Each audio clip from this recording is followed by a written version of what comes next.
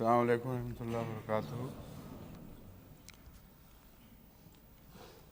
کل سورہ النساء آیت 70 کا درس جاری تھا جب وقت ختم ہوا، اور ابھی کچھ دن اور جاری رہے گا۔ اعوذ باللہ من الشیطان الرجیم، بسم اللہ الرحمن الرحیم۔ ومن یطع اللہ والرسول فاولئک مع الذین انعم اللہ علیہم من النبیین والصدیقین والشہداء والصالحین وحسن اولئک رفیقا۔ اور جو لوگ بھی اللہ اور اس کے رسول کی اطاعت کریں گے ان لوگوں میں شامل ہوں گے جن پر اللہ نے انعام کیا ہے، یعنی انبیاء اور صدیقین اور شہداء اور صالحین، اور یہ لوگ بہت ہی اچھے رفیق ہیں۔ اس آیت میں کچھ ایسے پہلو مزید سامنے آئے ہیں جو اس سے پہلے جو میرا مضمون تھا درس سالانہ پر عرفان ختم نبوت، وہ ویسے بہت تفصیلی تھا لیکن اس میں کچھ پہلو اس میں سے رہ گئے تھے۔ تو میں سمجھتا ہوں کہ اس درس میں ان سارے پہلوؤں کو پوری طرح کھول کر بیان کر دیا جائے۔ اگرچہ سارا عرفان نبوت ختم نبوت کا خطاب تو دوبارہ اس میں شامل نہیں ہو سکتا، لیکن اس کے علاوہ بھی بہت سی ایسی چیزیں ہوں گی جن کے شامل ہونے سے یہ مضمون جماعت احمدیہ کے لیے مکمل ہو جائے گا، اور اس کے جتنے پہلو بھی غیر احمدی علماء اپنے حق میں بیان کرتے ہیں ان پر بھی روشنی ڈالی جائے گی اچھی طرح۔ مائیت کا لفظ ایسا ہے جس پر ان لوگوں نے بہت بحثیں اٹھائی ہیں اور یہ ثابت کرنے کی کوشش کی ہے کہ مائیت صرف اخروی ہے، حالانکہ اخروی ہے، اس سے انکار ممکن ہی نہیں، لیکن جو اس دنیا میں عمل کریں گے ان کی جزا اس دنیا میں کیا ہوگی یہ بحث ہے۔ جہاں تک اخروی مائیت ہے وہ مائیت عمومی ہے، وہاں درجے نہیں دیے جائیں گے۔ یہ نہیں ہوگا کہ چونکہ تم نے دنیا میں یہ عمل کیے تھے اس لیے اس مائیت کا مطلب ہے تمہیں یہ درجہ دیا جا رہا ہے۔ نیک لوگوں کے ساتھ ہوں گے، محبت کرنے والے جن سے محبت ہے ان کے ساتھ ہوں گے، یہاں درجوں کی بحث نہیں ہے۔ لیکن اس دنیا میں جو لوگ نیک عمل کریں گے ان کا درجہ کیا ہوگا، یہ بحث ایک بالکل دوسرا مضمون ہے جس کا صراط الذین انعمت علیہم سے تعلق ہے۔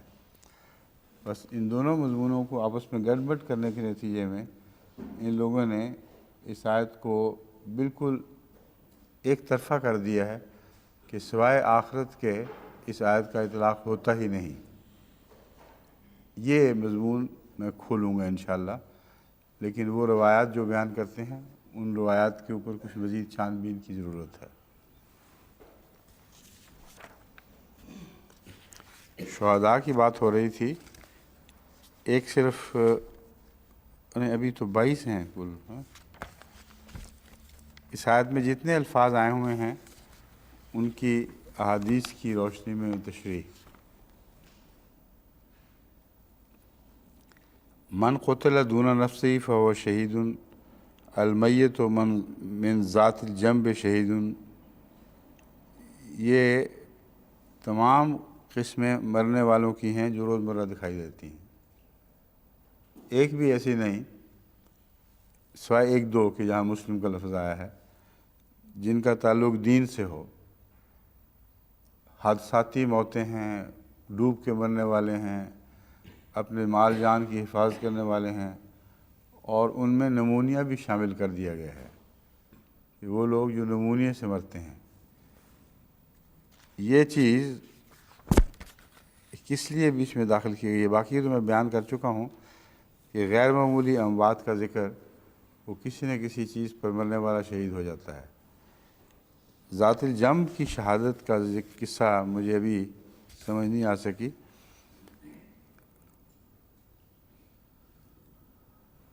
سوائے اس کے کہ کچھ لوگوں نے بعد میں داخل کی السل شہادت، سل کی بیماری سے موت شہادت ہے۔ الدیغ شہید، موذی جانور کے ڈسنے سے مرنے والا شہید ہے۔ اب سوال یہ ہے ڈاکٹر صاحب کہ ذات الجنب اور سل کو کیوں نمایاں کیا گیا ہے؟ ان کا کیا تعلق ہے یہاں؟ ہیں؟ ہاں لکھا ہوا ہے. ایک بات تو صاف سمجھ آ رہی ہے کہ سل کا نمونیا سے تعلق ہے.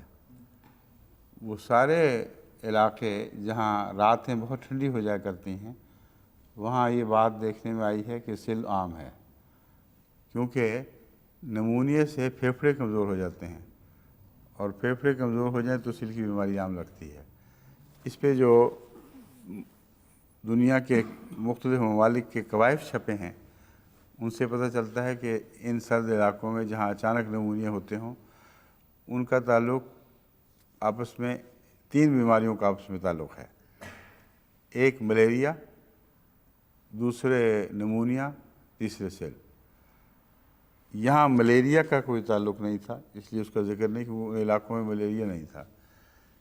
باقی سب جگہ جو دنیا میں تحقیقات ہوئی ہے اس میں ملیریا سے بات چلی ہے کہ ملیریا کے مریض ایسے ٹھنڈے علاقوں میں جہاں رات اچانک سردی پڑتی ہے اپنے کپڑے اتار پھینکتا ہے، اور اس حالت میں جب بخار اتر رہا ہے اس کو نیند آ جاتی ہے تو اترے ہوئے کپڑوں میں اس کو ٹھنڈ لگتی ہے، اور اس کے نتیجے میں ایک تو بخار کی کمزوری، پھر اس اچانک ٹھنڈ لگنے سے اس کے پھیپھڑوں پہ اثر پڑتا ہے، اور اس طرح پھیپھڑے جب کمزور ہو جائیں تو ایسا مریض سل کا ایک شکار ہے. تو یہ تینوں باتیں تو میرے ذہن میں آ گئی ہیں، مگر یہاں صرف سل اور اس سے پہلے نمونیا کا ذکر ہے. بہرحال یہ شہید وہ تو نہیں ہیں جو راہ مولا میں شہید ہوتے ہیں اور ان کے مراتب کا ذکر نہیں ہے، مگر غیر معمولی موتیں ہیں. غالباً وہاں صحرائے عرب میں چونکہ اچانک سردی بہت ہو جاتی ہے اس لیے اس کے نتیجے میں ایسا ہوتا ہوگا، اور وہ شہید ہیں اس بات پر کہ یہاں کے حالات ایسے ہیں کہ ہم حوادث زمانہ کا شکار ہو گئے، اس پہ کوئی ہمارا اختیار نہیں تھا. یہ معنی اگر نہ بھی ہو تو دینی معنی اس میں کوئی نہیں ہے. بہرحال یہ کہنا غلط ہے کہ سرائے عرب میں مشرک وغیرہ سارے جتنے اس طرح مرتے تھے وہ سارے اللہ تعالیٰ کے حضور شہید کر دعا پائیں گے. یہ بالکل غلط بات ہے، اس لیے اس کو ملانا نہیں چاہیے.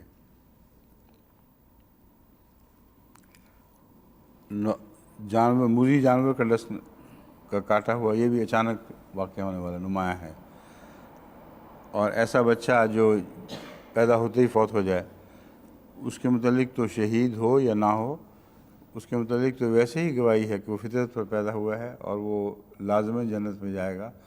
حضرت ابراہیم صلی اللہ علیہ السلام کے متعلق جو یہ روایت ملتی ہے ان بچوں کے وہ نگران ہوں گے اور ان کی تربیت کریں گے.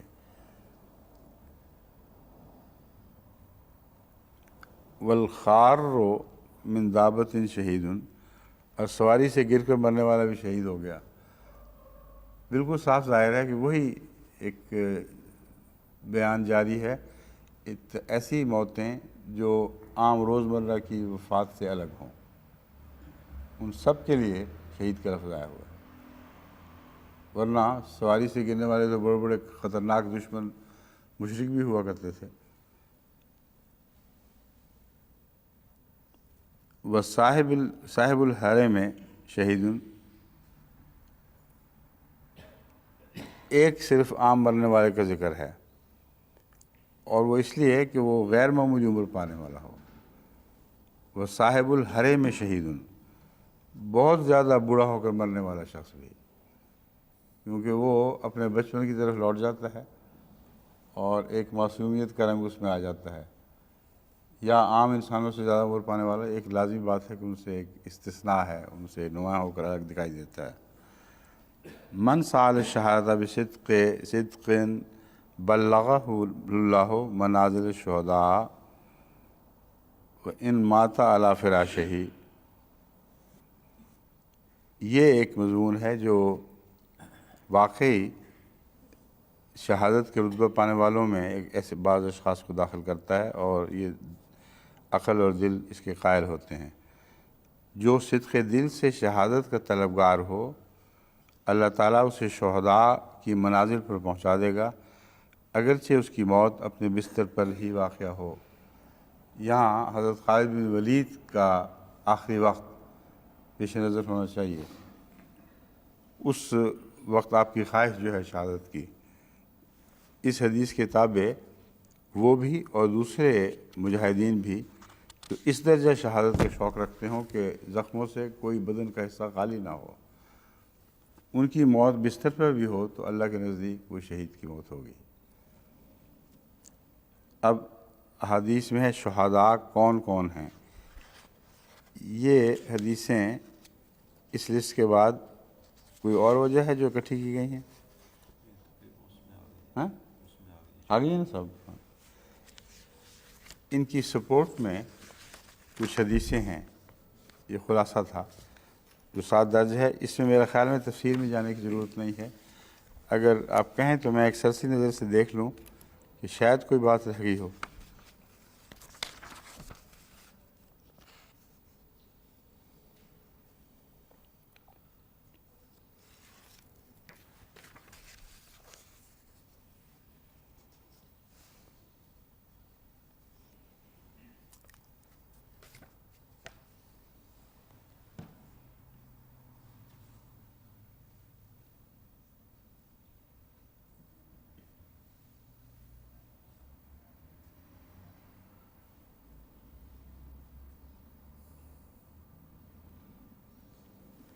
جن حدیثوں سے یہ باتیں لی گئی ہیں ان میں سے بہت سی حدیثیں بھی محل نظر ہیں۔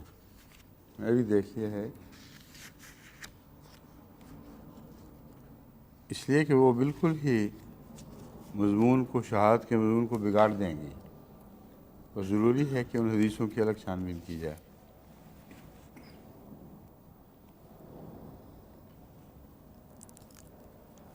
جہاں تک قرآن کریم کا تعلق ہے، اس میں آیت من یطع اللہ و رسولہ کا یہ معنی نکالنا کہ کوئی رسول مبعوث نہ ہوگا، قرآن کریم کی بعض آیات اس کے خلاف گواہی دیتی ہیں، مگر اس موقع پر میں اس کو نہیں رکھنا چاہتا۔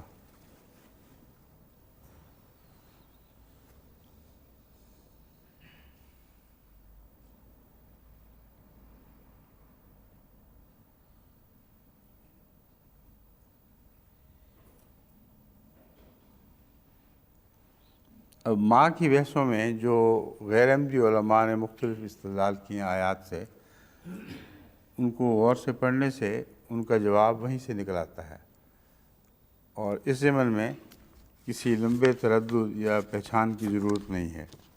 مثلا ایک یہ آیت ہے یا ایھا الذین آمنوا قاتلوا الذین یلونکم من الکفار ولیجدوا فیکم غلظہ واعلموا ان اللہ مع المتقین۔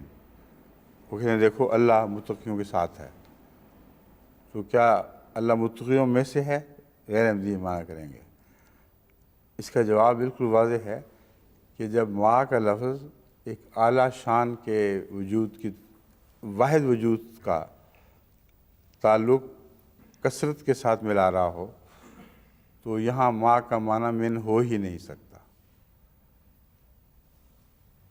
ایک وجود کہا جائے کہ میں ان میں سے ہوں تو اس کا مطلب من ہو ہی نہیں سکتا، کیونکہ وہ وجود جو ہے وہ جنس میں مختلف ہے، وہ اپنی نوعیت میں مختلف ہے، اپنی شان میں مختلف ہے، اور اپنی انفرادیت میں مختلف ہے۔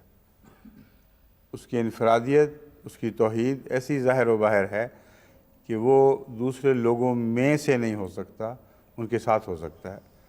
تو ہر جگہ جہاں بھی ان اللہ مع کا معنی ہے، وہاں ساتھ کا معنی ہے اس کی مدد پر ہے، اس کی تائید میں ہے، اس کے سوا کوئی دوسرا معنی ممکن ہی نہیں۔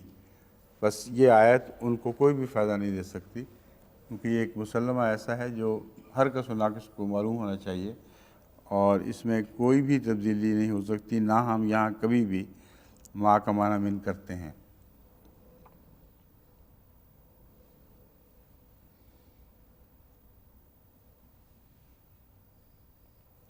یہ وہی چیز دوسری آیت ہے، یہ آیت ہے سورہ توبہ کی، یہ دوسری آیت ہے سورہ البقرہ کی۔ اس میں الشہر الحرام و بالشہر الحرام والی آیت دے کر آخر پہ لکھا ہوا ہے وَاعْلَمُوا أَنَّ اللَّهَ مَعَ الْمُتَّقِينَ۔ وہی جواب ہے، اللہ متقیوں کے ساتھ ہوگا، تو اس کا معنی من ممکن ہی نہیں ہے، اور مضمون خود سجھا رہا ہے کہ اس کا من معنی کیا جا سکتا ہی نہیں، کیونکہ نوع مختلف ہو گئی، شان مختلف ہو گئی، اور علاوہ ازیں وہ ایک ہی ہے، وہ زیادہ ہو ہی نہیں سکتا۔ اس لیے ماں کے دوسرے معنوں کا انکار ہم کرتے ہی نہیں۔ یہ اچھی طرح ذہن نشین رکھ لیں، مائیت کے دوسرے معنی ہیں۔ یہاں اس آیت میں کیا ہیں، یہ بحث صرف ہو رہی ہے۔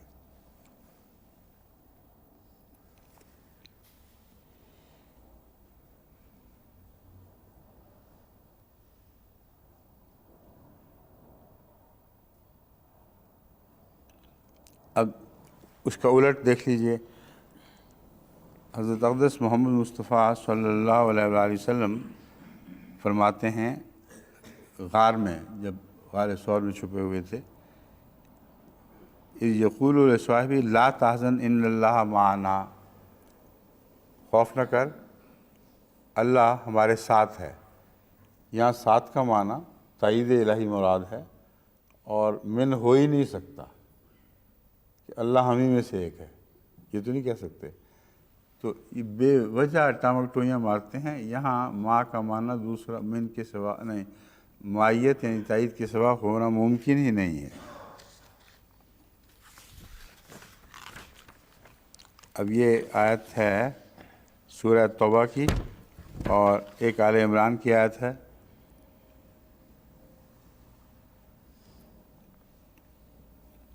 یہ تو اپنے حق میں نہیں دے سکتے ہو۔ آیت ہے ربنا اننا سمعنا منادیا ینادی للایمان ان آمنوا بربکم فآمنا ربنا فاغفر لنا ذنوبنا وکفر عنا سیئاتنا وتوفنا مع الابرار۔ یہ آیت غیر احمدی اپنے حق میں دے ہی نہیں سکتے، کیونکہ یہاں صرف من کے معنی نکلتے ہیں، دوسرے نہیں بن سکتے۔ تو یہ کیوں بیچ میں شامل کر دیے خام خواہ؟ غلط جگہ لگی۔ اس آیت، اس دعا کا جو ہمیں سکھائی گئی ہے، یہ مطلب ہے ربنا فاغفر لنا ذنوبنا وکفر عنا سیئاتنا، اے خدا ہمارے گناہ بخش دے، ہماری برائیاں دور فرما دے، وتوفنا مع الابرار۔ اب یہاں ایک ہی جنس کے لوگ مراد ہیں، اس دنیا کی بات ہو رہی ہے، کیونکہ توفنا مرنے کے بعد نہیں ہوگا۔ تو مرنے کے بعد کی جو مائیت کی حدیثیں ہیں وہ بالکل اور مضمون رکھتی ہیں۔ اس دنیا میں جب ماں کا لفظ اپنے ہم جنسوں کے ساتھ استعمال ہو اور اچھے لوگوں کا ذکر ہو، تو وہاں من کے سوا معنی ہو ہی نہیں سکتا۔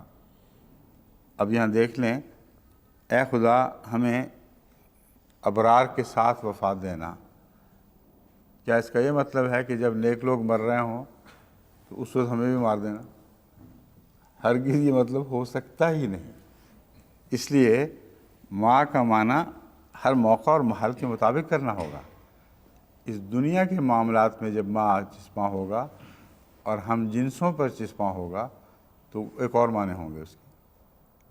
ہم اس بحث میں پڑھتے ہیں، یہ گڑبڑ کر دیتے ہیں ماں کے دوسرے استعمالات کے ساتھ، حالانکہ ہمارا انکار ہی نہیں ہے کہ ماں کے دوسرے استعمالات ممکن بلکہ ضروری ہیں۔ وہاں من کرنا گناہ عظیمہ ہوگا، من کیا جا ہی نہیں سکتا، مگر جہاں ماں ایک مرتبہ عطا کرتا ہے لفظ ماں، اور محل مدح میں ہے انسانوں کے لیے، وہاں خدا کے فضل کے ساتھ اس کا معنی ہمیشہ آپ من پائیں گے۔ دوسری سورہ توبہ کی انہوں نے پہلی آیات دی تھیں اللہ کی مائیت کی، یہاں انسانوں کی مائیت کی یہی سورہ گواہ ہے کہ یہاں من کے معنی بنتے ہیں۔ یا ایھا الذین آمنوا اتقوا اللہ وکونوا مع الصادقین، اے لوگو اللہ کا تقوی اختیار کرو اور صادقوں کے ساتھ ہو جاؤ۔ کیا مراد ہے صادقوں کے ساتھ ہو جاؤ؟ امام صاحب سچ بولتے ہیں تو ان کے ساتھ ساتھ پھرو، اور یہی کافی ہے۔ یہ ہو ہی نہیں سکتا، سوائے من کے یہاں اور کوئی معنی نہیں بن سکتا۔ صادقوں کے ساتھ ہو یعنی صادقوں میں سے ہو، سچ بولنے والے بنو۔ سورہ توبہ آیت 119۔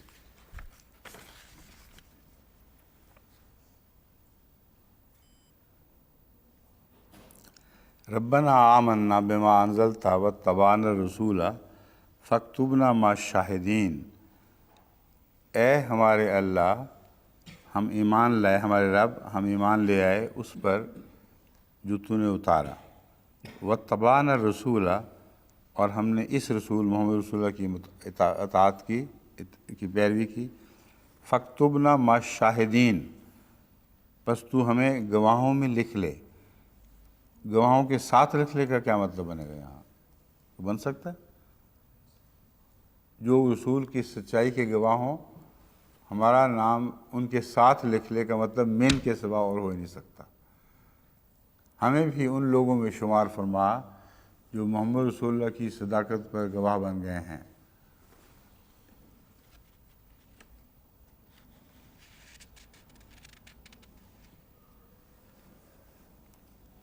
یہی آیت آل عمران والی آیت 54 ہے آل عمران کی، یہ المائدہ آیت 84 میں بھی ہے، اسی مضمون کی آیت۔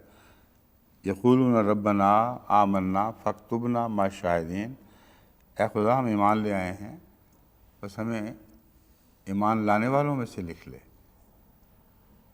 یا ایمان لانے والے الگ رہیں اور ہم الگ رہیں، یہ ہو ہی نہیں سکتا۔ من کے سوا ترجمہ ممکن ہی نہیں۔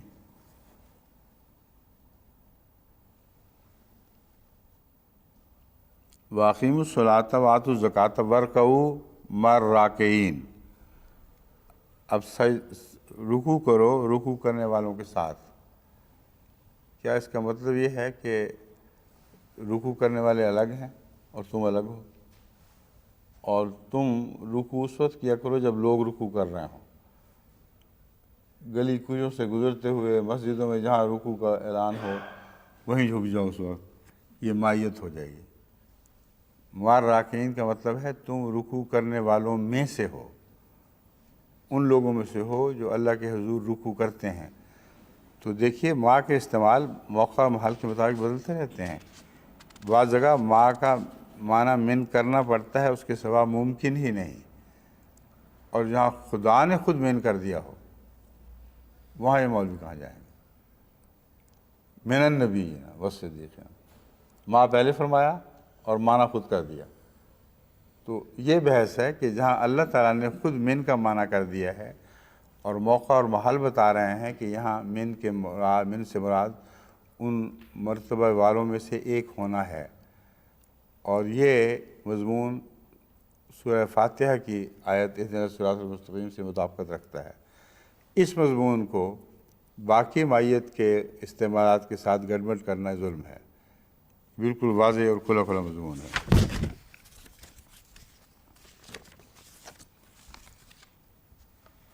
اب ربا سے جو مواد ملا ہے، ما بمان من، یہ وہی ہے نیچے یہ جو ہم نے یہاں تیار کیا ہے۔ اچھا، اس میں سے جو میں ضمناً بیان کر چکا ہوں ان کو چھوڑ کر باقی میں آپ کے سامنے رکھتا ہوں۔ سب سے پہلے تو ما کا لغت کا معنی دیکھنا چاہیے ہمیں، لغت کیا کہتی ہے، ما کن معنوں میں استعمال ہوتا ہے۔ مفردات القرآن مصنفہ امام راغب میں لکھا ہے، وَقَوْلُهُ فَاكْتُبْنَا مَعَ الشَّاهِدِينَ اے اجعلنا فی زمرتہم اشارۃ الی قولہ فاولئک هم الذین انعم اللہ علیہم۔ امام راغب دیکھیں کیسی پتہ کی بات لاتے ہیں، کتنی لطیف بات ہے۔ مفردات راغب صفحہ 435، یہ پتہ نہیں مفردات راغب کا حوالہ دے دیتے ہیں صفحہ 435، اس لفظ میں دیکھنا چاہیے صفحہ 435 مختلف اشاعتوں کے مختلف صفحے ہوں گے۔ ہمارے جو حوالے والے ہیں بہت کمزور ہیں اس معاملے میں، ان کی تربیت کی ضرورت ہے۔ ایسا حوالہ ہونا چاہیے کہ اس کے سوا کسی اور جگہ نظر پڑ ہی نہ سکے، اور وہ حوالہ تھا ما، دیکھیے زیر لفظ ما، اور اگر صفحہ دینا ہی ہے تو پھر اس کی اشاعت کا پتہ کس زمانے میں کب چھپی تھی، کس مطبع سے چھپی تھی، یہ تعین کریں گے تو پھر حوالہ درست ہوگا۔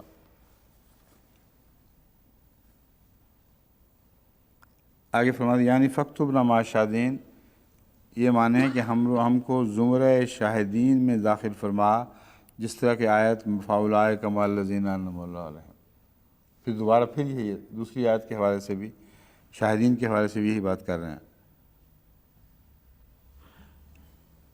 معنی یہ ہے کہ حضرت صلی اللہ علیہ وسلم کی اطاعت کرنے والے منعم علیہم کے زمرہ میں شمار ہوں۔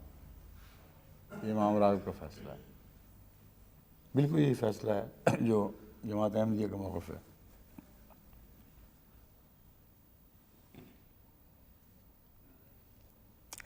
تفسیر بحر محیط میں حضرت امام راغب کے اس قول کی تشریح یوں درج ہے، یعنی امام راغب کے نزدیک اس آیت کا مطلب یہ ہے کہ حضرت صلی اللہ علیہ وسلم کی اطاعت کرنے والے مقام اور مرتبہ کے لحاظ سے نبیوں، صدیقوں، شہیدوں اور صالحین میں شامل کیے جائیں گے۔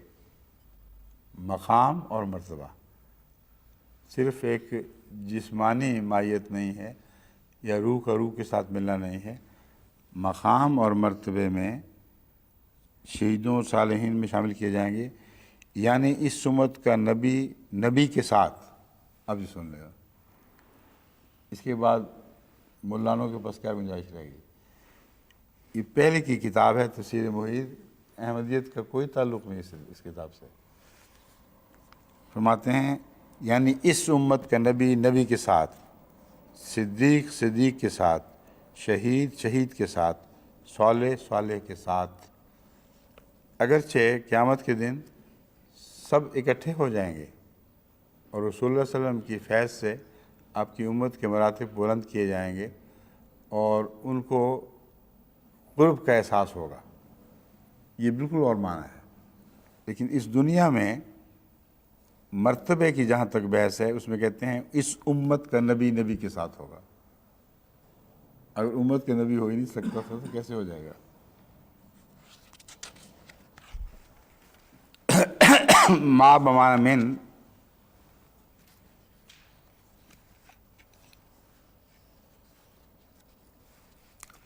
ایک آیت جو پہلے نہیں پڑھے گی وہ یہ ہے فَأُولَٰئِکَ مَعَ الْمُؤْمِنِينَ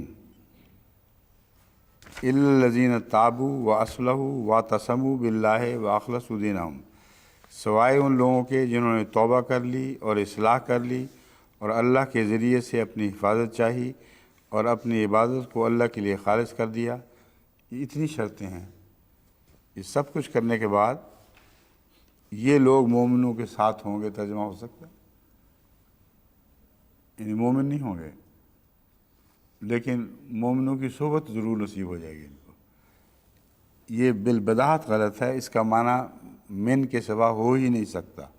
فَأُولَٰئِکَ مَعَ الْمُؤْمِنِينَ، یہ لوگ یقیناً مومنوں میں سے ہوں گے، سچے مومن ہوں گے۔ وَسَوْفَ يُؤْتِ اللَّهُ الْمُؤْمِنِينَ أَجْرًا عَظِيمًا، اور عنقریب یا ضرور اللہ تعالیٰ مومنوں کو اجر عظیم عطا فرمائے گا۔ تفسیر بیضاوی میں آیت بالا کے الفاظ مع المؤمنین، فاولئک مع المؤمنین کا ترجمہ یہ کیا ہے فاولئک مع المؤمنین ومن اعدادہم فی الدارین، یعنی وہ لوگ دونوں جہانوں میں مومنوں کی گنتی میں شامل ہیں، اس دنیا میں بھی اور اس دنیا میں بھی۔ یہ نہ بھی ہو تو واضح بات تھی۔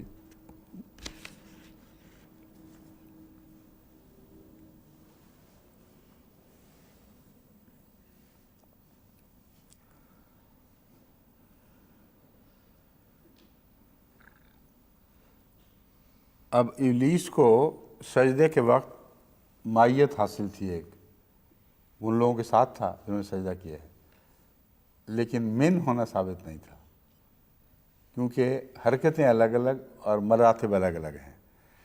اس لیے مراتب کا ایک ہونے سے من کا لفظ صادق آ سکتا ہے، جب مراتب بدل جائیں تو ہرگز اس کا معنی من نہیں کیا جا سکتا۔ سوائے اس کے کہ وہ شخص انکار کرے نیک لوگوں کے ساتھ ان میں سے ہونے کا۔ جب یہ کہا جائے گا تو پھر ما کا معنی من کیا جائے گا۔ اب ابلیس والا واقعہ اس پر گواہ ہے۔ جب اللہ تعالیٰ نے حکم دیا کہ سارے فرشتوں کے ساتھ سجدہ کریں، کلوں اجمعین، سب کے سب سجدہ کریں، تو سب نے سجدہ کیا الا ابلیس، ابلیس نے نہیں کیا۔ ابا ان یکون مع الساجدین، یہاں ما من کے معنوں میں ہے، اس نے انکار کیا کہ ساجدوں میں سجدہ کرنے والوں میں سے ہو جائے، ورنہ مع الساجدین وہ کھڑا تھا ساتھ ہی، اس کے سامنے ہی فرشتے سجدے کر رہے تھے۔ تو صاف پتہ چلا کہ موقع اور محل کے مطابق ما کا معنی من بھی ہو سکتا ہے اور ما کا معنی ساتھ بھی ہو سکتا ہے۔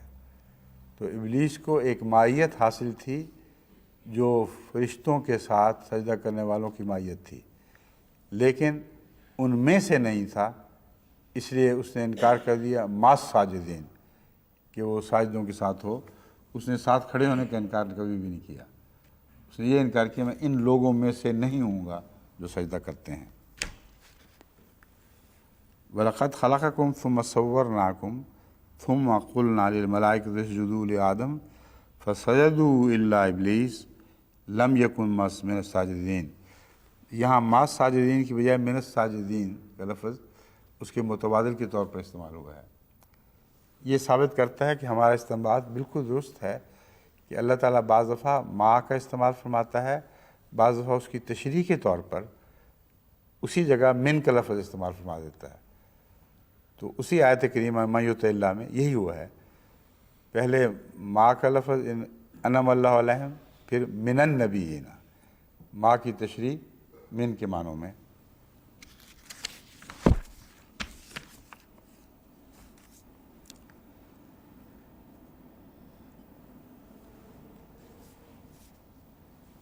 سورہ الحدید آیت 20، والذین آمنوا باللہ ورسلہ اولئک هم الصدیقون والشہداء عند ربہم لہم اجرہم ونورہم والذین کفروا وکذبوا بآیاتنا اولئک اصحاب الجحیم۔ والذین آمنوا باللہ ورسلہ، باقی رسولوں کا ذکر ہے یہاں، حضرت صلی اللہ علیہ وآلہ وسلم کا ذکر بطور خاص خاتم النبیین میں اور اس آیت میں ہے۔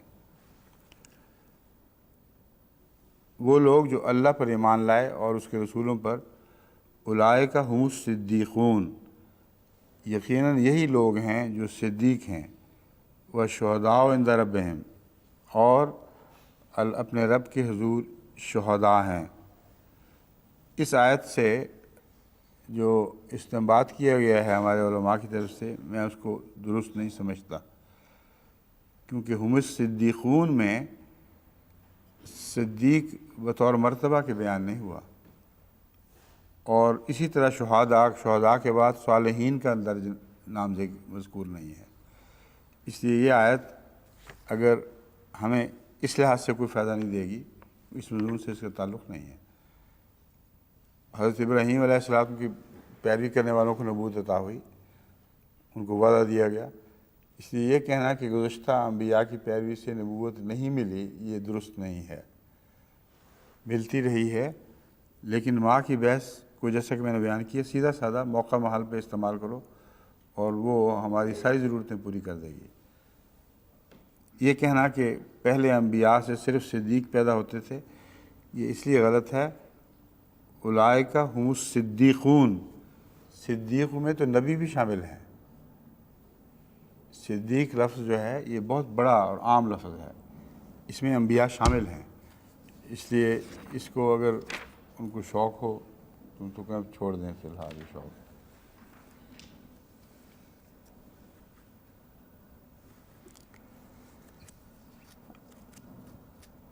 اب جہاں تک ختم نبوت کے فیضان کا تعلق ہے کہ یہ ایک جاری فیضان ہے، اتنی سی بحث سے ساری من یطع اللہ کے نیچے، باقی ساری مائیت کی بحثیں اصولاً میں نے بیان کر دی ہیں کہ موقع محل کے مطابق مائیت کے معنی مختلف ہوں گے، لیکن اس آیت میں فیضان ختم نبوت کا اجرا قطعیت کے ساتھ واضح طور پر بیان کیے گئے، جیسے کہ میں نے بعض پہلے علماء کے حوالے دیے ہیں مفردات وغیرہ کے، اور اس سے مفر نہیں کہ اس میں اہدنا الصراط المستقیم والے وعدے کی خوشخبری دی گئی ہے کہ تم لوگوں کے حق میں پورا ہوگا، یعنی تمہیں میں سے وہ قافلہ بنایا جائے گا جو رسول اللہ صلی اللہ علیہ وسلم کے پیچھے چل کر ان میں صالحین بھی ہوں گے اور صدیق بھی ہوں گے، شہید بھی ہوں گے، صدیق بھی، اور پھر اس امت کا رسول جیسا کہ پہلے گزرا ہے، اس امت کے نبی۔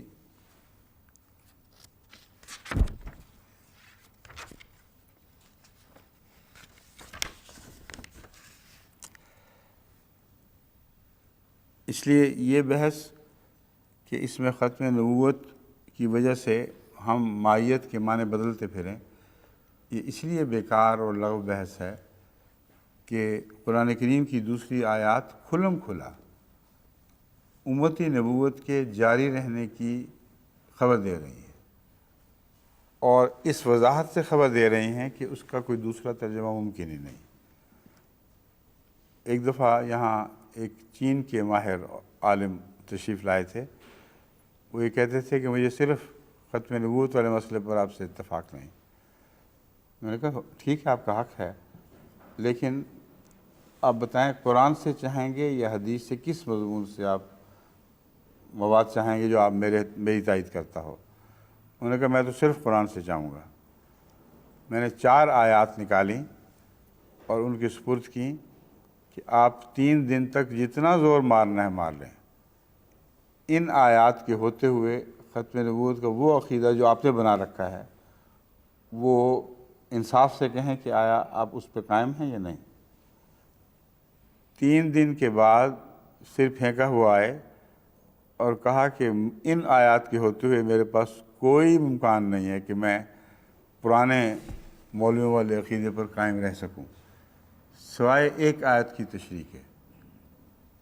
وہ اس پر ہمارے 2-3 دن لگ گئے، اور جب تشریح مکمل ہوئی تو انہوں نے کہا اب میں بات سمجھ گیا ہوں، اب اس کے بعد میرے پاس اس کے سوا کوئی امکان نہیں کہ امت محمدیہ میں رسول اللہ صلی اللہ علیہ وسلم کے تابع نبوت کو جاری سمجھوں، تابع نبوت کو، میت اللہ، مطیع نبوت کو۔ لیکن میں ابھی احمدی نہیں، کیونکہ میرے نزدیک حضرت مسیح موعود علیہ السلام پر یہ چسپاں نہیں ہو رہا، اس لیے اس بہانے سے وہ نکل گیا۔ اس کو میں نے کہا مجھے بتاؤ کیوں نہیں چسپاں ہو رہا، میں ثابت کروں گا۔ کچھ عرصہ گفتگو ہوئی، پھر وہ یہاں سے بھاگ گیا، کیونکہ اس کی نیت مسلمانوں کا، اپنے علاقے کے مسلمانوں کا لیڈر بننا تھا۔ اس عقیدے سے تو اس کو بس مفر نہیں تھا، کیونکہ اتنا انصاف ان لوگوں میں ہے چین کے علماء میں، یعنی بعض میں کم سے کم، کہ جب واضح شہادت قرآن کی ہو تو سر جھکا دیتے ہیں۔ لیکن فرار کی اور راہیں بھی ہیں، وہ کہیں صداقت مسیح موعود اس سے ثابت نہیں ہوئی، اس لیے میں جاتا ہوں یہاں سے۔ تو وہ اپنے واپس گئے ہیں، پھر سعودی عربیہ گئے، پھر ایران گئے، پھر دوسری جگہ جہاں سے پیسہ اور لیڈرشپ ملی ہے وہاں گھومتے پھرے ہیں، لیکن سعادت سے محروم رہ گئے۔ ایک آیت ان میں سے یہ تھی جو میرے سامنے ہے، یا بنی آدم اما یاتینکم رسل منکم یقصون علیکم آیاتی فمن اتقی واصلح فلا خوف علیہم ولا هم یحزنون۔ اے بنی آدم، اے آدم کی اولاد، اما یاتینکم رسل، جب تمہارے پاس رسول آئیں، منکم، تم میں سے ہوں، یقصون علیکم، یعنی وہ رسول نہیں جو فرشتے آیا کرتے ہیں، اس لیے منکم کی شرط اس لیے بیان کی گئی ہے کہ انسان ہوں، فرشتے رسول نہیں، وہ بھی تو آیا کرتے ہیں۔ یقصون علیکم آیاتی، وہ میری آیات تم پر تلاوت کریں، میری آیات تم پر تلاوت کریں، یہ نہیں فرمایا ان پر نازل ہو رہی ہوں۔ صاف ظاہر ہوا کہ یہاں امتی رسولوں کا ذکر ہو رہا ہے جن سے پہلے آیات کی تلاوت ہو چکی ہے، انہوں نے ان آیات کو آگے تلاوت کرنا ہے، نہ کہ ان پر نازل ہوں گی۔ بس آیات یعنی قرآن کریم میں جو شریعت ہے ان کے نزول کا اپنے اوپر دعویٰ نہ کریں۔ یقصون علیکم آیاتی، جو میری آیات قرآن کریم میں مراد یہ ہے نازل ہو چکی ہیں وہ لوگوں سے بیان کریں۔ اس کے بعد فمن اتقی واصلح فلا خوف علیہم ولا هم یحزنون، اس کے بعد جو بھی خدا کا خوف اختیار کرے گا اور اپنی اصلاح کرے گا، تقویٰ کرے گا، اصلاح کرے گا، اس پر فلا خوف علیہم، اس پر کوئی خوف نہیں ہے، ولا هم یحزنون۔ اب اس سے بنی آدم مخاطب ہیں، اس میں صرف مسلمان مخاطب نہیں، سارے بنی آدم کے لیے یہ پیشگوئی ہے کہ تم میں سے رسول آ سکتے ہیں بشرطی کہ وہ ان آیات کی تلاوت کریں جن کی محمد رسول اللہ تلاوت کیا کرتے تھے، ان آیات کو تفصیل سے بیان کرو، یقصونا، اس کی پیروی کرو، اس کی تشریح کرو۔ ایسے رسول اگر آئیں تو ہرگز وہ حارج نہیں ہیں محمد رسول اللہ صلی اللہ علیہ وسلم کی خاطبیت میں۔ یہ آیت تھی جس پہ وہ کچھ مزید غور چاہتے تھے، اور جب ان کو پتہ چل گیا ساری دنیا میں قرآن ساری دنیا کے لیے آنا ہے، اور آنے والے نے بھی ساری دنیا کے لیے دعویٰ کرنا تھا، اور رسول اللہ صلی اللہ علیہ وسلم کی اطاعت کا دعویٰ کرنا تھا، نیا قرآن نہیں بنانا تھا، تو پھر ان کا دل صاف ہو گیا کہ ہاں مجھے سمجھ آ گئی۔ آل عمران آیت 180، ما کان اللہ لیذر المؤمنین علی ما انتم علیہ حتی یمیز الخبیث من الطیب وما کان اللہ لیطلعکم علی الغیب ولکن اللہ یجتبی من رسلہ من یشاء فآمنوا باللہ ورسلہ وإن تؤمنوا وتتقوا فلکم أجر عظیم۔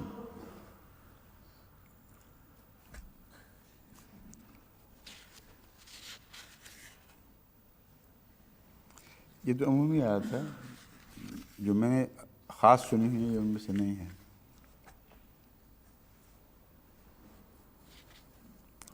اب سورہ حج کی ایک آیت ہے، یہ بھی ہم پیش کرتے ہیں، اس سے لازماً ہماری تائید میں استنباط ہوتا ہے، مگر عمومی آیت ہے۔ اللہ یستفی من الملائکۃ رسلا ومن الناس، یعنی خدا کا ایک جاری کردار بیان فرمایا گیا ہے، یعنی کہ کان اللہ، کہ اللہ پرانے زمانوں میں چنا کرتا تھا، اور رسل کے ساتھ بیان کرنے سے ثابت ہوتا ہے کہ اب بھی جب خدا رسولوں کو، فرشتوں کو رسول بنا کے بھیجتا ہے تو من الناس کے اوپر کوئی قدر نہیں، وہ چاہے تو فرشتوں کی طرح انسانوں کو بھی رسول بنا کے بھیج سکتا ہے۔ یہ ایک جاری دستور ہے اللہ تعالیٰ کا۔ اس دستور کے اوپر اس آیت میں یا اس کے بعد کی آیت میں کوئی قطع نہیں لگائی گئی۔ اللہ کی شان ہے، جب چاہے کرے گا، جس کو چاہے گا بھیجے گا۔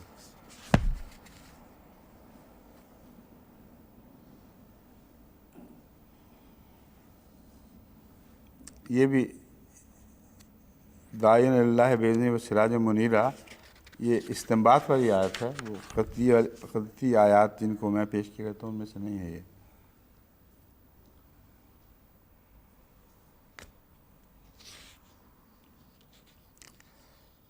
اب ایک یہ آیت ہے جو میں نے ان صاحب کے سامنے پیش کی تھی، اور اب آپ کے سامنے اس کو رکھتا ہوں۔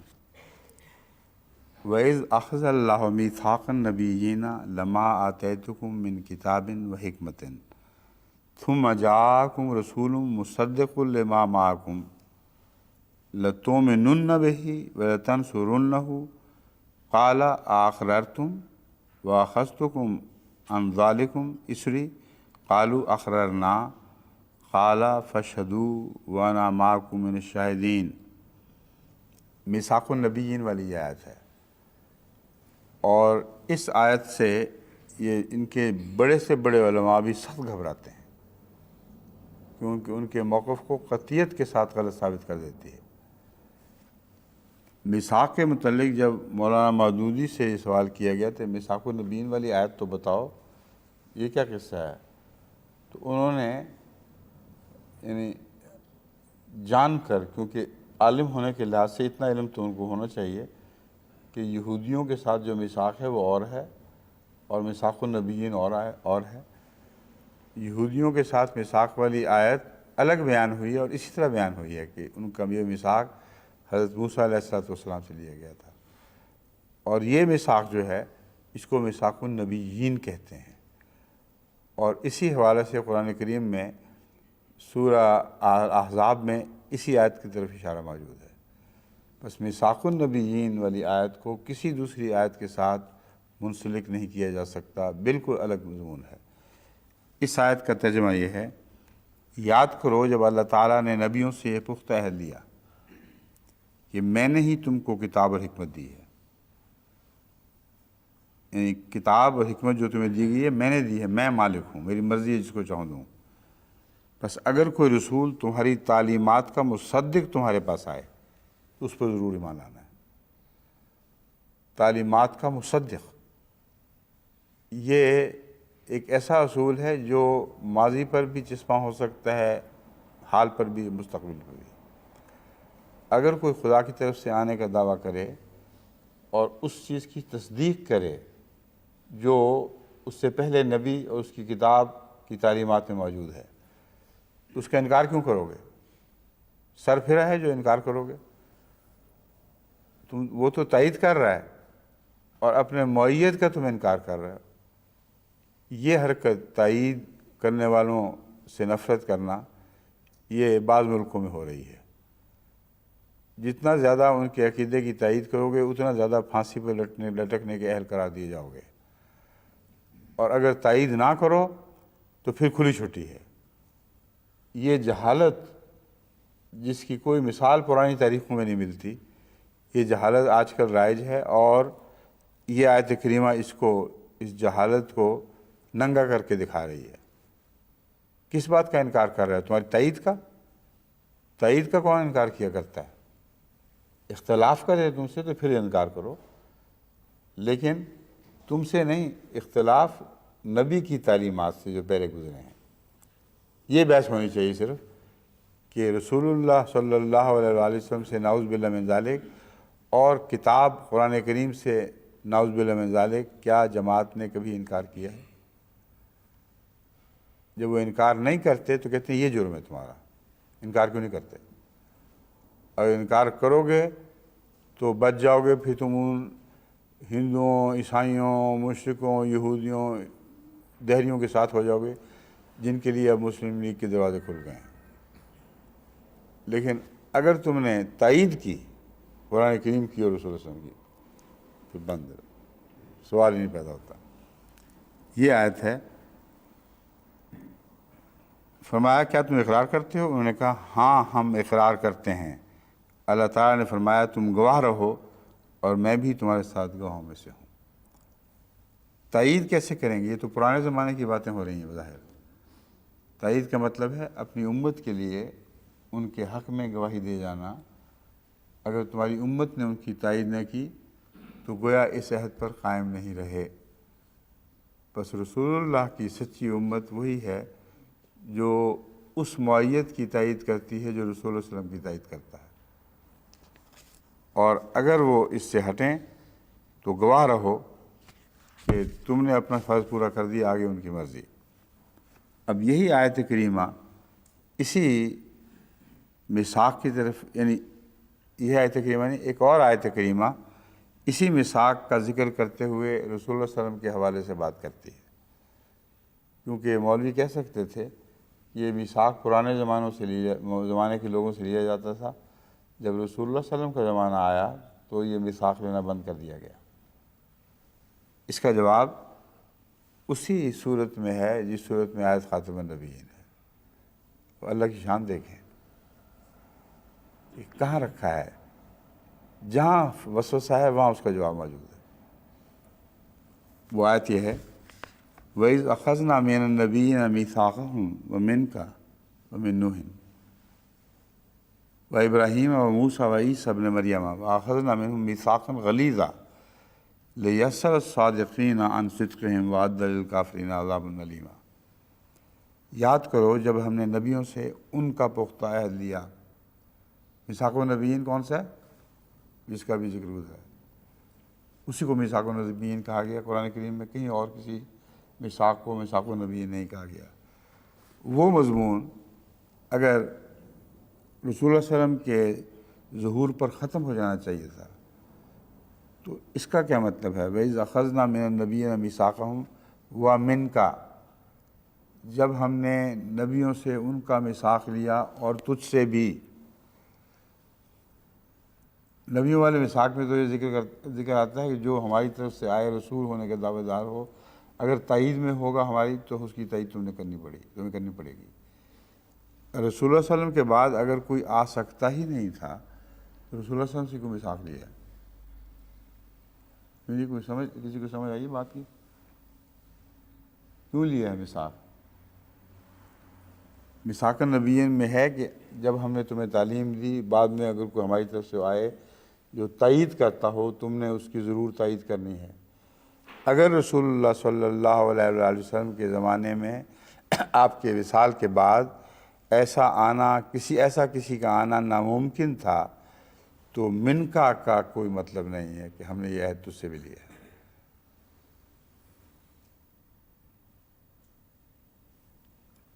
اس کے بعد نبیوں کا ان سے بھی لیا، ان سے بھی لیا، سب نبیوں کا ذکر کر کے فرمایا میثاقاً غلیظا۔ اس میثاق کو معمولی نہ سمجھو، یہ بہت پختہ عہد ہے جو لیا گیا ہے، اس پر تم لوگ پوچھے جاؤ گے۔ اور فوراً فرمایا لیسأل الصادقین عن صدقہم، یہ عہد اس لیے باندھا ہے پختہ کہ پوچھے جائے وہ جو صادق ہونے کے دعوے دار ہیں، جو کہتے ہیں کہ ہم سچے ہیں اپنی اطاعت میں اور رسول اللہ صلی اللہ علیہ وسلم کو تسلیم کرنے میں، تاکہ ان کے صدق کے متعلق ان سے پوچھا جائے۔ وَأَعَدَّ لِلْكَافِرِينَ عَذَابًا أَلِيمًا، اور کافروں کے لیے ہم نے بہت دردناک عذاب تیار کر رکھا ہے۔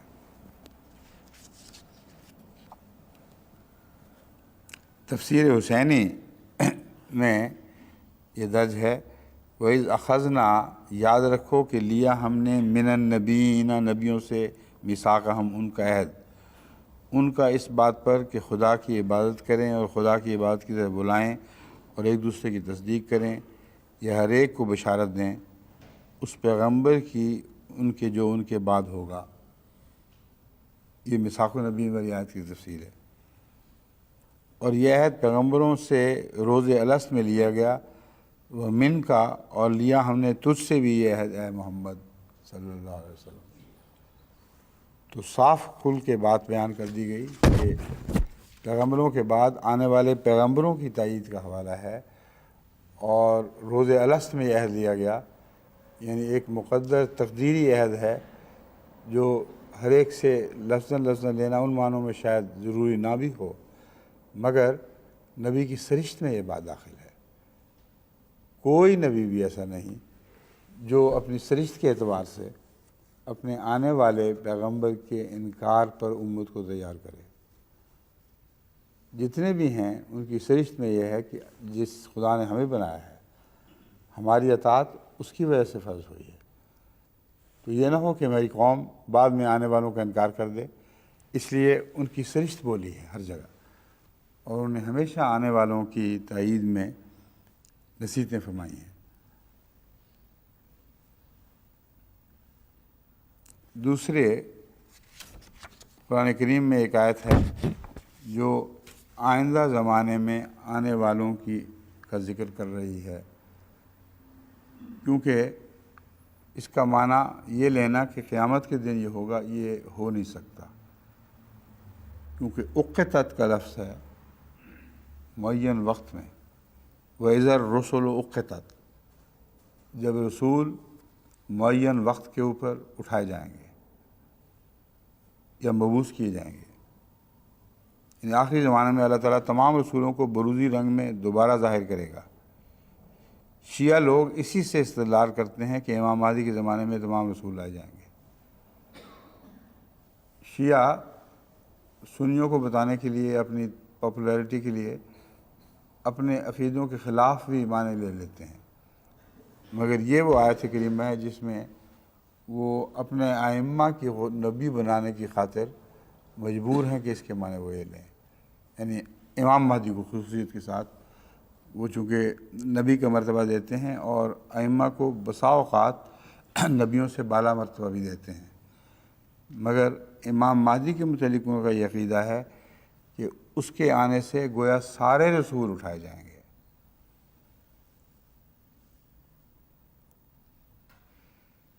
تفسیر قمی میں لکھا ہے اللہ تعالیٰ نے آدم سے لے کر، یہاں بھی تفسیر قمی صفحہ بیکار حوالہ ہے، اگر پورا حوالہ ہوتا ان کو سن رہے ہوں گے، حوالوں میں توجہ کریں، ہمارے لٹریچر میں اکثر حوالے اس لحاظ سے بہت ناقص ہیں، چنانچہ مجھے جب بھی ضرورت پڑتی ہے بہت چھان بین دوبارہ کروانی پڑتی ہے، یہ الفاظ ہیں کہاں، کس ایڈیشن میں ہیں۔ تو علماء یہ آسانی کے ساتھ جو کتاب سامنے اس کا حوالہ دے دیا، یہ درست نہیں ہے۔ وہ دیکھ سکتے ہیں اس کا اگلا صفحہ پچھلا صفحہ کب شائع ہوئی تھی، کس مطبع سے شائع ہوئی تھی۔ بہرحال تفسیر قمی کا آپ ان سے منگوائیں اصل حوالہ کیا ہے۔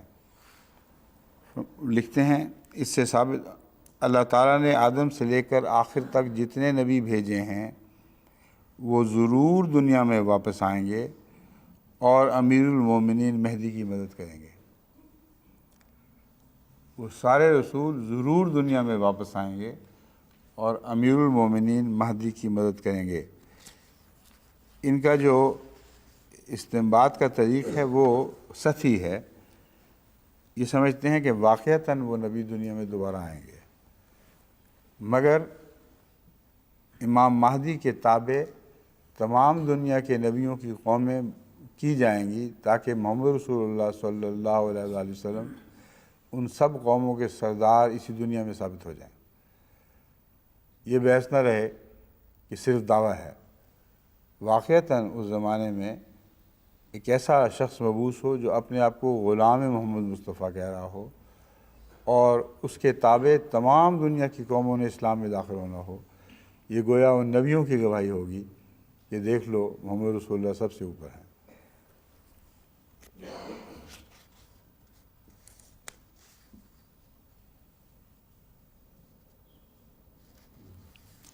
وہ جو ایک شعر جس پر اعتراض کرتے ہیں غیر احمدی مولوی کہ حضرت عیسیٰ کی حد تک ہوئی ہے، حضرت عیسیٰ کی حد تک تو بالکل برداشت نہیں کر سکتے۔ وہ یہ کہتے ہیں، وہ شعر یہ ہے کہ ابن مریم کے ذکر کو چھوڑو اس سے بڑھ کر غلام احمد ہے۔ لفظ غلام احمد ان کو نظر نہیں آتا، ابن مریم کے ذکر کو چھوڑ نظر آ جاتا ہے۔ ابن مریم کا ذکر تم کیا لگائے پھرتے ہو؟ محمد رسول اللہ کا غلام جو ابن مریم بن کے آیا ہے وہ اس ابن مریم سے بہتر ہے جو پہلے ظاہر ہوا تھا، کیونکہ یہ غلام محمد مصطفیٰ ہے، وہ غلام موسیٰ تھا۔ یہ اتنی سی منطق بھی ان لوگوں کو سمجھ میں نہیں آتی۔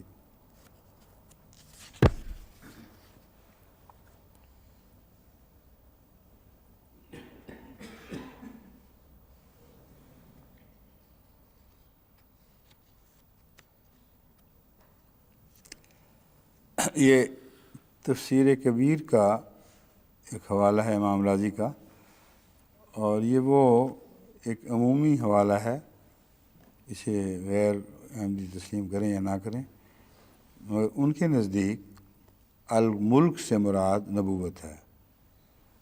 مالک الملک توت الملک من تشاء، وہ کہتے ہیں کہ اس آیت میں الملک سے مراد نبوت اور رسالت کی حکومت ہے، جیسا کہ فرمایا کہ ہم نے ابراہیم کو آل کو کتاب اور حکمت عطا کی۔ اس آیت کا ظاہر و باہر اطلاق تو شاید اس مضمون سے نہ ہوتا ہو، مگر ملک یعنی رسول اللہ صلی اللہ علیہ وسلم کا خدا تعالیٰ کی ملکیت کا مظہر ہونا اور مالکیت کا مظہر ہونا، اس پر حضرت مسیح علیہ السلام کی تفصیل سے تحریرات ہیں، اور میں بھی بہت سی تحریرات کا حوالہ دے چکا ہوں۔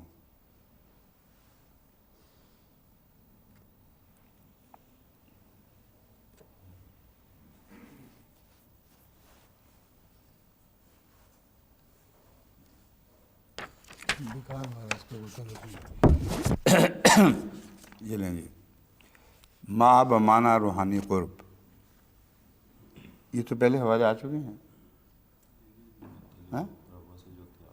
اچھا، روا سے اس سلسلے میں جو مواد ملا ہے اس میں سے کچھ میں پہلے بیان کر چکا ہوں تفصیلی آیات کے حوالے سے۔ انہوں نے مختصر حوالہ دیا ہے ما بمانی روحانی قرب کے، توفنا مال ابرار، اب یہاں روحانی قرب کا معنی ہے ہی نہیں، لکھا ہوا ہے اس میں توفنا مال ابرار کا مطلب ہے من الابرار، تو روحانی قرب کی بحث نہیں ہے، ان میں سے ہونا مراد ہے۔ فَأُولَٰئِکَ مَعَ الْمُؤْمِنِينَ، یہاں بھی وہ من مراد ہے، ورکئی انہوں نے بمعنی روحانی قرب کے معنی وہ من لیے غالباً، ورکئی مع الراکعین، اور سجدہ کرنے والوں کے ساتھ اے عورت تو بھی سجدہ کر، یہ بھی من کے معنوں میں آتا ہے۔ ان اللہ معنا بھی اس میں دے دیا ہے، یہ کیسے من کا معنی دے سکتا ہے؟ یہ غریب جلدی میں چیزیں اکٹھی کی گئی ہیں، اس پر میں آج گفتگو نہیں کر سکتا، کیونکہ جیسا کہ میں نے بیان کیا اس میں غلط حوالے آئے ہوئے ہیں، ایک مضمون کے ہیں ہی نہیں کنسسٹنٹلی۔ ان اللہ معنا کا معنی تو روحانی قرب ہے، لازم بات ہے، لیکن توفنا مال ابرار میں روحانی قرب مراد نہیں، من الابرار مراد ہے۔ مال مومنین روحانی قرب مراد نہیں، من المومنین مراد ہے، اور ساتھ بیچ میں یہ بھی جڑ دیا ان اللہ معنا، کہ اللہ من ہم میں سے ہے، نعوذ باللہ من ذالک۔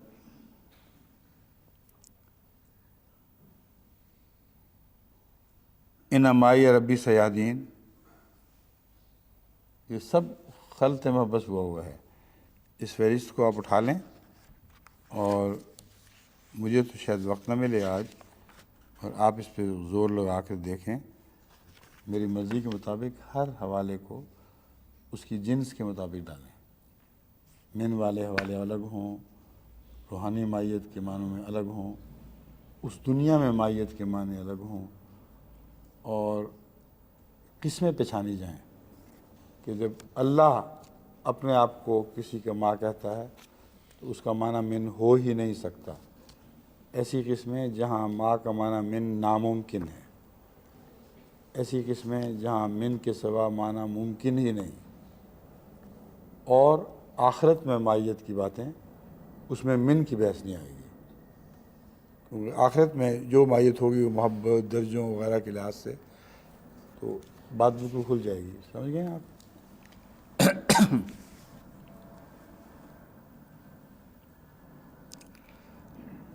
ابھی وقت ہے 10-7 منٹ میں۔ اب بعض احادیث پیش خدمت ہیں، ان کے متعلق میں نظر تو نہیں ڈال سکا، مگر علماء کا خیال ہے کہ یہ تائیدی احادیث ہیں، ابھی بات کھل جائے گی آپ کے سامنے۔ حضرت حذیفہ رضی اللہ تعالیٰ عنہ بیان کرتے ہیں، مسند احمد بن حنبل اور مشکات سے یہ حدیث لی گئی ہے۔ مشکات میں تو مختلف احادیث جمع ہوئی ہیں، تو اور مشکات کے حوالے کا کیا مطلب ہے؟ وہاں مسند احمد بن حنبل کا ہی حوالہ ہوگا، اور یا کسی اور حدیث کا تو وہ لکھنا چاہیے تھا۔ حضرت حذیفہ رضی اللہ تعالیٰ عنہ بیان کرتے ہیں کہ حضرت صلی اللہ علیہ وسلم نے فرمایا، تم میں نبوت قائم رہے گی جب تک اللہ چاہے گا، پھر وہ اس کو اٹھا لے گا، اور خلافت علی منہاج نبوت قائم ہوگی، پھر اللہ تعالیٰ جب چاہے گا اس نعمت کو اٹھا لے گا۔ پہلی نبوت رسول اللہ علیہ وسلم کی اپنی نبوت ہے، تم میں نبوت قائم رہے گی جب تک اللہ چاہے گا، پھر وہ اس کو اٹھا لے گا، اس کے بعد خلافت علی منہاج نبوت قائم ہوگی، یعنی وہ خلافت جو نبی کے رستے پر اس کے بعد قائم کی جایا کرتی ہے۔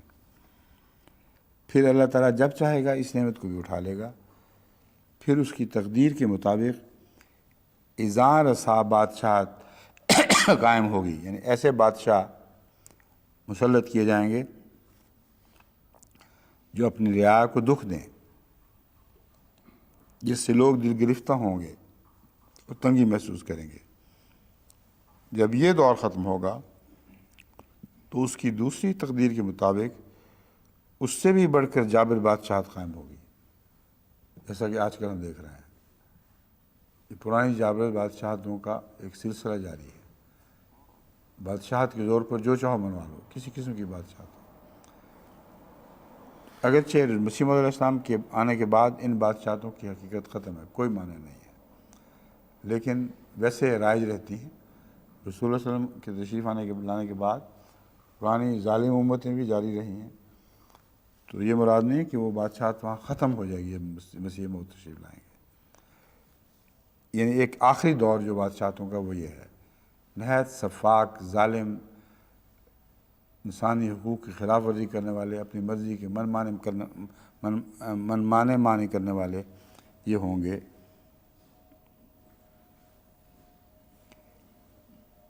یہاں تک کہ اللہ تعالیٰ کا رحم جوش میں آ جائے گا اور اس ظلم و ستم کے دور کو ختم کر دے گا۔ اس کے بعد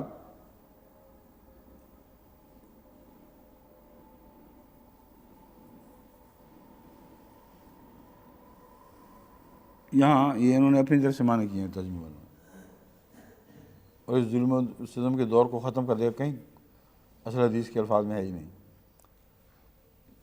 تو دیکھنا چاہیے آنکھیں کھول کے حوالہ لکھتے وقت کوئی ایسا غلط ترجمہ نہ کر دیں جو ہمارے مضمون کی طرف سے بات کو پھیر دے۔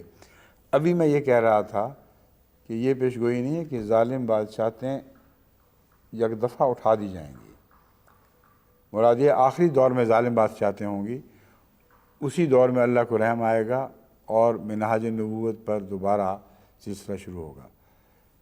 یہ لکھنے والے نے اپنی طرف سے لکھ دیا کہ وہ ظالم بادشاہتیں اٹھا دی جائیں گی اور ختم کر دی جائیں گی، اصل حدیث کے الفاظ میں نہیں ہے۔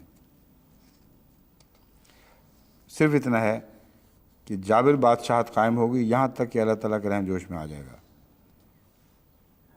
اس ظلم و ستم کے دور کو ختم کر دے گا، یہ درست نہیں ہے، یہ اصل الفاظ میں نہیں ہے۔ اس کے بعد پھر خلافت علی منہاج نبوت قائم ہوگی، یہ فرما کر آپ خاموش ہو گئے۔ اس کے بعد وہ خلافت جاری ہوگی جو نبوت کے آنے سے جاری ہوتی ہے، اس کے بغیر جاری ہو ہی نہیں سکتی۔ پہلی خلافت منہاج نبوت پہ کیسے قائم ہوئی تھی؟ نبی تھا، تو اگر نبی نے نہیں آنا تو وہ خلافت کیسے قائم ہو جائے گی جو منہاج نبوت پہ قائم ہوا کرتی ہے؟ اس کے قائم ہونے کا کوئی سوال ہی نہیں پیدا ہوتا، کوئی ذریعہ نہیں ہے جس ذریعے سے اس کو قائم کیا جا سکے، کیونکہ نبوت کے تابع امتیں اکٹھی ہوتی ہیں، جب وہ ایک ہو جائیں اور اس کی اطاعت میں ایک مٹھی کی طرح ہو جائیں، پھر ان میں خلافت والا منہاج نبوت ہوا کرتی ہے، اور یہ تیاری قوم کی نبی کیا کرتا ہے۔ اس لیے آج کے زمانے میں جتنی کوششیں بھی ان کی ہوئی ہیں عالمی خلافت قائم کرنے کی، وہ پوری نہیں ہو سکیں، نہ کبھی ہو سکتی ہیں، جتنا مرضی زور لگا لیں، ناممکن ہے کہ یہ امت محمدیہ کی اجتماعیت کے لحاظ سے ایک ایسا خلیفہ تجویز کریں جس کو ساری امت محمدیہ تسلیم کرے۔ یہ منہاج نبوت کی باتیں ہیں، اور رسول حضرت مسیح موعود علیہ السلام کے آنے کے بعد خلافت جو قائم ہوئی ہے، اس میں دنیا کے کسی کونے میں بھی جو بھی مسلمان بس رہے ہیں، کسی قوم سے تعلق رکھتے ہوں، وہ اس مرکزی خلافت کے قائل اور اس کی اطاعت کا دم بھرتے ہیں۔ بس یہ پیشگوئی بالکل کھلی کھلی تھی جس کو علماء نے نظر انداز کر دیا اور اس کا نقصان دیکھ رہے ہیں۔ ایک دوسری حدیث ہے حضرت ابو ہریرہ رضی اللہ تعالیٰ عنہ کی، جو بخاری کتاب التفسیر سورہ جمعہ میں بیان ہوئی ہے، اور یہ وہ حدیث ہے جس کو میں بارہا پہلے بیان کر چکا ہوں۔ اس کو چھوڑا بھی جا سکتا ہے آپ، کیوں جی؟ بخاری والی وہ حدیث جس میں ہے کہ سریہ سے ایمان لے آئے گا، یہ اس کثرت سے پہلے میں بیان کر چکا ہوں کہ اب درس کے محدود وقت کے لحاظ سے اسے چھوڑ دیتا ہوں۔ لیکن یہ بہت ہی پختہ مضمون ہے جو جماعت احمدیہ کی تائید میں ہے کہ اللہ تعالیٰ آئندہ زمانے میں ایسے شخص کو نازل فرمائے گا جو سریہ سے بھی ایمان کو کھینچ لائے گا، یعنی اس زمانے میں لوگوں کا ایمان عمل میں اٹھ چکا ہوگا۔ اب یہ جو احادیث ہیں جن میں یہ فرمایا گیا ہے کہ میرے بعد کوئی نبی نہیں، علماء کا بہت زور ان احادیث پر ہے، اور اس کے جواب میں وہ اس جلسہ سالانہ کی تقریر میں نے تمام ایسی احادیث پڑھ کر ان کا توڑ کیا ہے۔ ان کے غلط استنباط کا توڑ کیا، حدیث کا توڑ تو ہو نہیں سکتا، لیکن یہ حدیث جو ہے یہ ظاہر کر رہی ہے کہ اگر زمانی طور پر بھی نبوت کی نفی ہے تو ایک جگہ جا کر وہ زمانہ بند ہو جائے گا، اس وقت تک نبی کی نفی ہے۔ وقت ہو گیا کہ کل پھر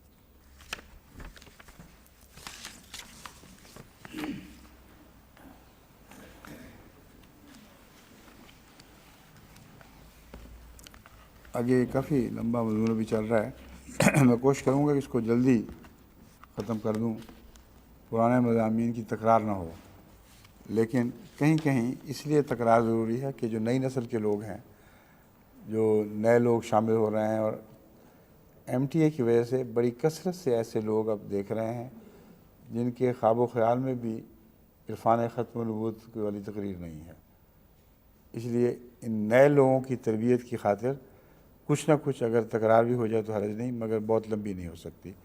باقی انہوں نے دیکھنا ہے تو اس کی ویڈیو آڈیو وغیرہ مہیا ہیں اس تقریر کی، وہ اس کو حاصل کریں اور اس سے استفادہ کریں۔